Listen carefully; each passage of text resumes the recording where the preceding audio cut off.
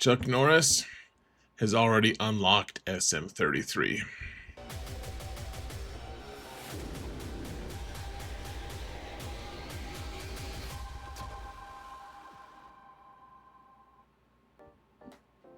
Hello everyone, and welcome to another episode of Xerath Prevails. Today we're going to talk about Conquest and how to do it the lazy way. We put this out every 3 months when there's a new Conquest out and there's a new map and all of that stuff. So please don't forget to like, subscribe, and comment, folks. Huge appreciation to everyone who does that. You guys are amazing. You're the real heroes, especially the patrons.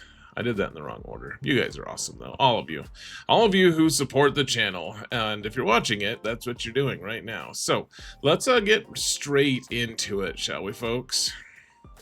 This isn't the right place. That wasn't even close to the right place. That was, in fact, you might call that the wrong place. So, what's the premise of this video? There's a lot of people a lot of content creators who go out of their way to show you guys how to get through Conquest with your amazing, cutting-edge, top-of-the-line, high-tier accounts, and that's fine, that's cool, good for those guys. I could do that with my main account too, but what a lot of people neglect is the fact that a lot of people can't actually get through Conquest and get red crate every single time. Maybe you can, or maybe you just don't want to spend the effort or just energy to get through and get red crate. Maybe you're just like, you know what, I'll unlock this character when I unlock them, and I think this is like the perfect way to focus on that, honestly. You only need crate 5 if you want to unlock a new Conquest character over the course of 6 months. Instead of 3, you can unlock it in 6. You can do it for free. If you want to buy the Conquest pass, that makes it a little bit nicer, because then you can use your Conquest currency to buy cool stuff instead of buying shards of your characters. But if you see it, I kind of break it down here with these numbers. Over the course of 6 months, as long as you're buying characters or you're getting the Conquest Pass, which will get you bonus shards of these Conquest characters, you'll get them over the course of 6 months. Now, to be clear, crate 5 is what we're going for. Red crate is crate 7. So crate 5 is it's pretty achievable, guys, for small accounts, for big accounts. I mean, not for the smallest accounts, of course. And before I get any questions about this is for Conquest Hard. You have to be 4 million GP in order to get there. I'm sorry if that sucks for you. Get a bigger account, please. You can still watch this. You probably learned something. So anyways, you can just see the breakdown of how we go through this.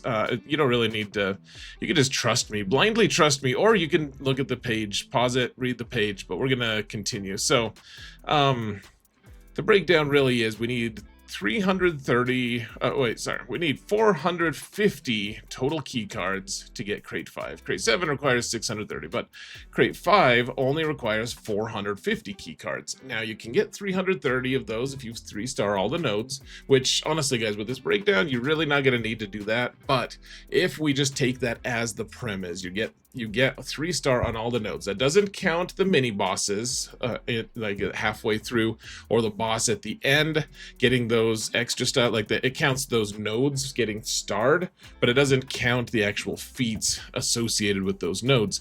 It just counts those specific nodes, the stars that you get on them. All we need, if we get 3 stars for all of them, all we need is 120 more from feats. And I'm going to show you guys, we can get pretty easily like 200 of them. Like if we want to, we can get like 200 without any Galactic Legends, without any recent unlock characters. Like Balin, for instance, he's on some of these nodes. We're not going to try to get him. Ahsoka, nothing like that. No Galactic Legends, no recent unlocks. So here's some data discs that I think are cool. You guys can screenshot this. This is kind of getting old. I did update it a tiny bit. I added weak point to the bottom left there. And we'll get a better page of this at some point. I feel like they change enough every time that trying to anticipate which ones are going to be there is going to be pretty challenging. But okay, so Sector 1, we're going to break it down sector by sector here, folks. So sector 1, this is the one that, honestly, if you want to skip these ones, these are the ones to skip because they're all a hassle. They're the same level of hassle as the rest of them. They're a little easier, I suppose, because the things you have to fight are lower level, but a lot of these are huge pain in the butts, and pains in the butt. No plural butts, sorry. So you can kind of skip these because they're only worth 5 key cards each. Like the value is greatly diminished on sector 1. And so evasion up and clone trooper kills easy enough to get if you have bad batch. If you don't have bad batch, honestly, like my alt doesn't have bad batch, I would probably just, I'm probably just not going to do those, frankly. The evasion up is fairly challenging to find a character that does that. Bad Batch does that real easily. If you don't have them, I'm probably just going to skip them because they're only worth 5, and 5 is less than other numbers that are greater than 5. So secret intel, probably get that one just because I can use, on my alt at least, I use Ray and use BB-8 with them, and that's a fairly easy one to get. And then the Spectre wins, you probably don't need Ahsoka, Galactic Legend Ahsoka, to do it, but I would guess that you need a fairly advanced Spectre team with General Syndulla lead. So feel free to do that or not. Like sector 1 just doesn't matter that much. Yes, that's where we get the bonus node that gives us new Datacrons, and that's good. But in terms of data disks, this one isn't as important. Sector 2, it's the same thing. It's not as important. These ones are fairly easy to achieve. So like the health steal up one, you just use the AoE thing, that not the lightning one, the other one thing, by Emperor Palpatine to do health steal up. Everyone gets it. If you want to use Star Killer, guys, Star Killer is useful in all the sectors starting in sector 2. It's actually pretty crazy, just because he goes so well with Empire characters. And because that's kind of the theme of this Conquest is unlocking things with Conquest characters. But if you use the Star Killer team, you can use Visas. You can see my Visas on the alt is a gear 1. She's farmed, but she's a gear 1. But she does an AoE that gives health steal up as well. You get this one really quickly if you combine with Palpatine and her. You can get this one done really quickly. Mara also gets you a little bit of stealth. You need stealth on this one, and it's really easy to get that one with Bad Batch. Bad Batch is usable in all the sectors as well if you happen to have it. If you don't have it, you can also use teams with R2-D2. R2-D2 can then stealth 4 out of 5 of your characters, and it's a little less efficient, but it's pretty reliable for the most part. Sector 3 is so I'm just not clear how long it's going to take to get 400 stacks of target practice. If you have Bad Batch, that's the only way to get it. And of course, Sector 3 is where the feats start to matter a little bit. I didn't count target practice, though, because a lot of people, even if you have Bad Batch, you don't necessarily, and this is old school Bad Batch, you don't necessarily have Omega, and Omega is the specific character you need to get this one done. So we're skipping that one. Otherwise, Darth Vader surviving, well, you can make him more survivable by putting him with Star Killer, and you can also do stagger with Mara Jade on this team. So that's a global feat that you're going to need to be working on all over the course of time, and you're also going to, oh, that's it for Sector 3. Sorry, I was mixing it up with a different one. No attackers. There's a few different routes to this one. I think my favorite one is probably the Night Sisters one. You don't need them all to be relic. Probably you want Old Daka to be relic, but as long as you have decent data discs, this is Night Sisters tend to be really like almost god tier in Conquest, so you could probably work with that. Otherwise, there are teams with Jedi that you can do this with. I mean, like Jedi Master Luke, for instance, is a tank, and as long as you take a bunch of non-attackers, you get that one pretty easily. I think Dash, he's not an attacker, but he does a lot of damage. And the one that I like the most here, guys, is the defense up. You take Clone Wars Chewie and a bunch of survivable guys. I don't even think you need them to be Galactic Republic. You want to take a bunch of survivable guys. Read his leadership. It's like every time someone takes damage, they might get defense up, and so every time your opponent, the enemy team, does an AoE or something, then you're getting a number of defense ups, and even if you die, you just get it after one fight. So not too bad. If you use Jedi Master Kenobi not as lead but as something else, then you probably just win that and move right along. That's one we haven't had for a while, but that's a trick that I have enjoyed for a long time. Sector 4, same thing as the last one. The key cards are worth more than sectors 1 and 2, of course. They're worth 10 each. This one we're not going to do too many, though. A lot of them are very exclusive kind of characters and teams. And Deathmark is just a huge pain. Like, go ahead and do it if you want. Darth Revan will do it for you.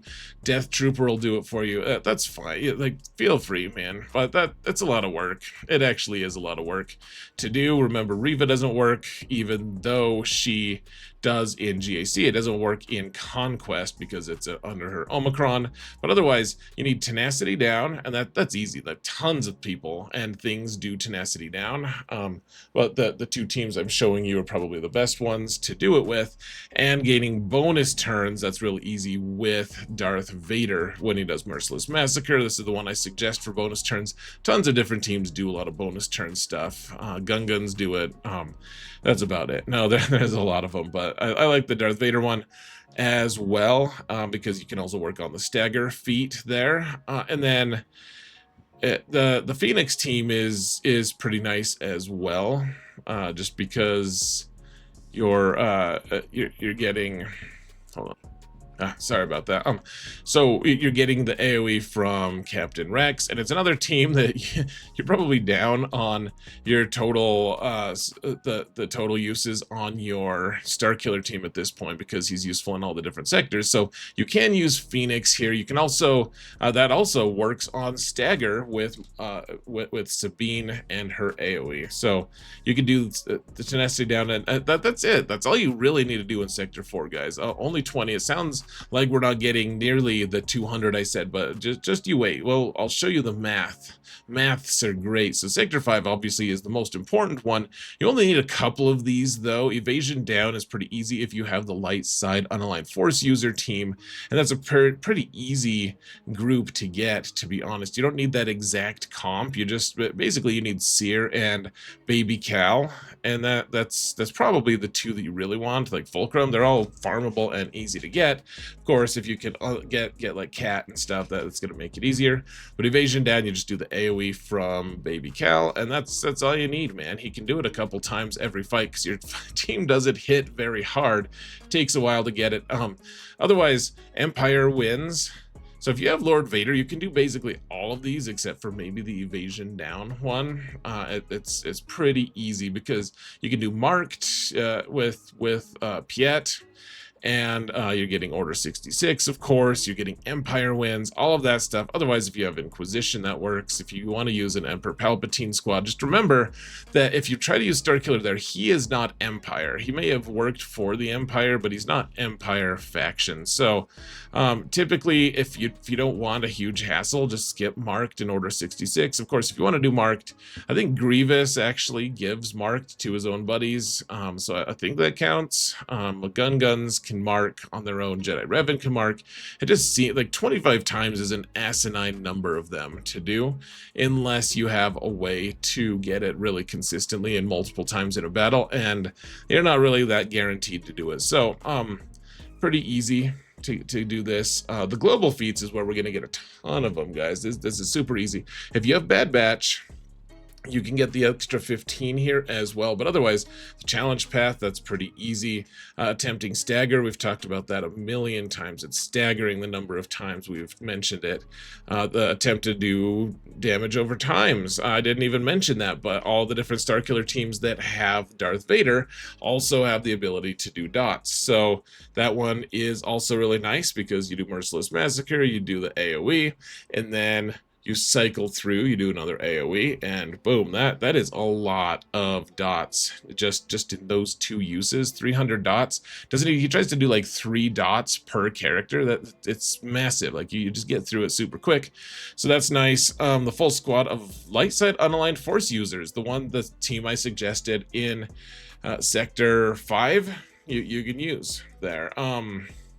So that's pretty nice. And then critical damage down, you can use, if you do the AoE from Paz, you get 5 per time. That would be the one that I would consider skipping if I didn't need it. That's fairly easy to get, honestly, between him and like dash teams. And remember, you don't have to do this on like Sector 5. You could do this in Sector 1 when it's when you don't have anything better to do, because you're skipping the 5, the ones that give you only 5. You can just do wins with Mandalorians and dash scoundrels and stuff just to do those AoEs, and over the course of time it's going to add up. If you don't want to do it, that's not too bad. It's fairly easy to get them, but you can also probably afford to skip 16 points because you've gotten a lot. So you can see the math of it here, folks. With that 77, that kind of just bails us out. 206 total that we can get from feats, just for the ones that I checked the box on. And honestly, guys, you didn't really need Bad Batch to be able to do that either. Like, Bad Batch is the theme, Empire is the theme. This Conquest, you'd greatly benefit from having Bad Batch, but we didn't even choose most of the Bad Batch feats anyways. So this is easy, man. 206. This is one of the easier conquests, it looks like. 206. Like, you could probably get crate 6 if you wanted to. I'm probably not going to. But okay, so just a quick breakdown on Datacrons. People ask me all the time, man. And I finally made a video, but no one was looking or something. People still ask me this all the time. And so I'm going to link it in the video description. How do I get so many Datacrons with my free-to-play account? Go to the link that's in the video description. It'll take you to the video in the top right of this screen, the thing that says free-to-play Datacron guide. You can go find out how I do it. It's pretty easy, and it's linked to Conquest, obviously. And then also shopping list, that's just which Datacrons you should be working on. Otherwise, you can follow this little guide here that I wrote out. It's like really detailed, and will just make you a pro in an instant. No, it will help, though, I think. If you don't know anything about Datacrons, if you don't know how to approach it, I think this is just a good generalized guide on how to work on it. Though, if you want a more in-depth idea of how to get a ton of Datacrons, go watch my Datacron guide, linked in the video description. So that's it, folks. We're done. Conquest guide is over. I hope this helped. Let me know what your thoughts are. Thank you all so much for watching, and remember that in all things, Xaereth prevails. Take care, folks.